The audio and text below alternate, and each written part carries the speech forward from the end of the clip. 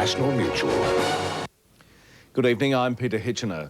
Prime Minister John Howard has launched a thinly veiled attack on Queensland independent Pauline Hanson, stressing the dangers and importance of free speech. The Prime Minister didn't mention Queensland independent Pauline Hanson by name, but the Liberal Party faithful in Brisbane knew exactly who he was talking about. Freedom of speech carries with it a responsibility on all of those who exercise that freedom to do so in a tolerant and moderate fashion.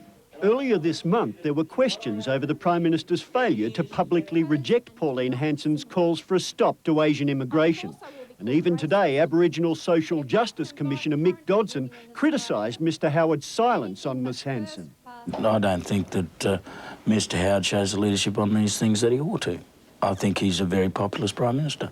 But Mr Howard clearly took aim at the former Liberal candidate today, albeit under the theme of free speech. In a sense, the pall of censorship on certain issues has been lifted. Social Security Minister Jocelyn Newman was also trying to calm fears, reassuring low-income earners that a big shake-up in public housing would not push people onto the street. We are protecting everybody who is currently in public rental. Senator Newman also tackled the controversial issue of abortions, vowing to fight any move to abolish Medicare funding for the procedure. David Turnbull, Canberra. More than 1,000 junior doctors are threatening to strike over a federal government plan to make changes to Medicare. Junior doctors feel angry and betrayed.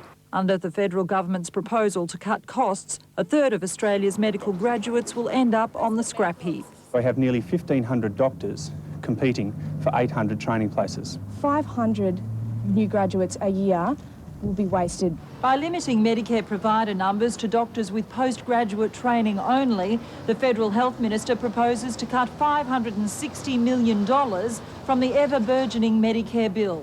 Without a provider number, doctors can't bulk bill Medicare. The trainees argue, as a result, waiting lists will grow and country patients in particular will suffer.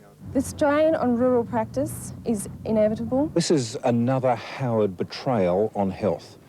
It means that fewer doctors will be available, particularly for country folk. It'll also mean a massive $7 million slug from the health budget in New South Wales. Unless Michael Wooldridge changes his mind, junior doctors are planning a nationwide strike next Saturday. The earlier he comes to the negotiating table, the earlier this crisis can be resolved.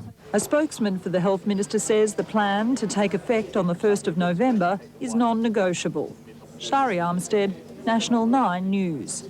History will be made this Saturday when Sydney and North Melbourne clash for the first time in a grand final. The Swans haven't taken part in the last Saturday in September since 1945, but now they're the toast of the town.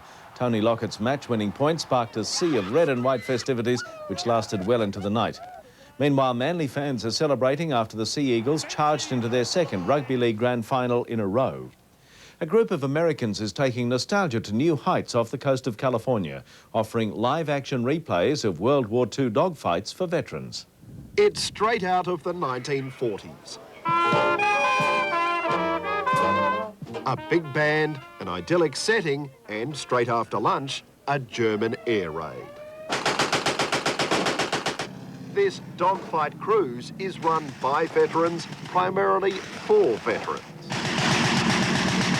For something like this, I feel like I'm 21 again. The SS Lane Victory is a restored World War II merchant ship. The attacking aircraft restored World War II trainers. The cruises originally began purely for nostalgia, but now they help many veterans come to terms with horrific experiences more than 50 years ago. Sometimes it lets them settle something within themselves to relive it a little bit. Veterans also bring their families on board to show them what they went through. I went to Europe aboard a ship similar to this. Howard's son Morgan did not know that until today. And this trip is really helping bring a lot of that back and helping him finally open up about a lot of the things that happen over there. Hi. Nick McCallum, National 9 News, Los Angeles. The national weather, a shower or two in Adelaide, Melbourne and Hobart, but fine for the other capitals. That's the news for now. Good night. This has been a National 9 News presentation.